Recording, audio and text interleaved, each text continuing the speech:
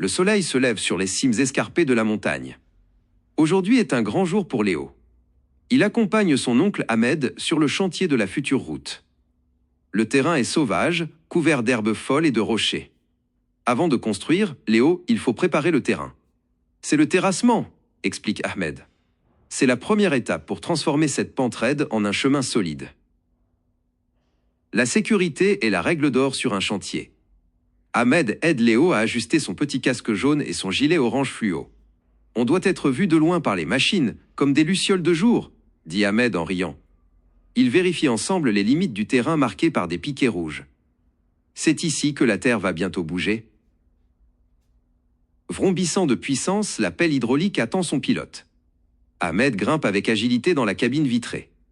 Léo s'installe à une distance de sécurité, bien en vue. « Attention Léo, je démarre !» Le moteur gronde et le long bras articulé, qu'on appelle la flèche, s'étire vers le ciel comme un géant qui se réveille. Le travail commence par le décapage. Ahmed manipule les manettes avec précision.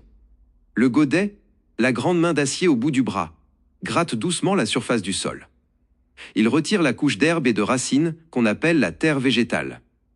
On retire la vieille couverture de la montagne pour trouver le sol dur dessous, crie Ahmed par la fenêtre.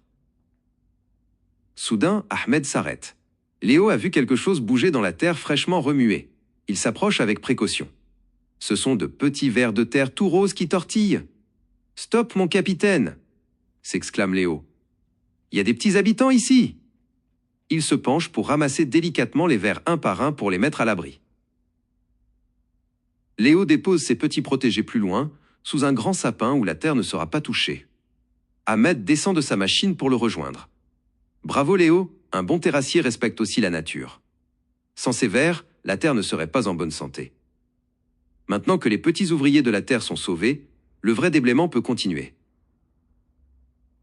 Maintenant, il faut enlever beaucoup plus de terre pour niveler le terrain. C'est le déblaiement. Ahmed enfonce le godet profondément dans le flanc de la montagne. Il retire des tonnes de terre et de gros cailloux pour créer une surface plate.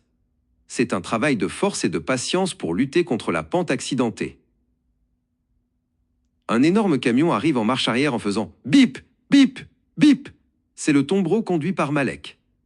Il vient chercher toute la terre qu'Ahmed a déblayée. « Salut l'équipe !» lance Malek. Sa benne est immense, bien plus grande qu'une voiture. Il se positionne juste à côté de la pelle d'Ahmed, prêt à être chargé. Ahmed remplit la benne de Malek avec des mouvements fluides. 1, 2, 3 godets. Le camion est plein. Malek actionne son moteur puissant pour emmener la terre loin d'ici, là où elle servira à boucher d'autres trous.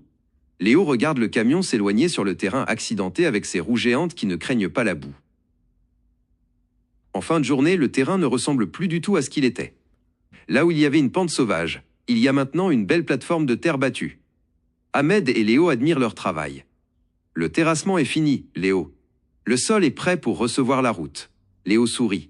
Il est fier d'être un vrai champion du chantier.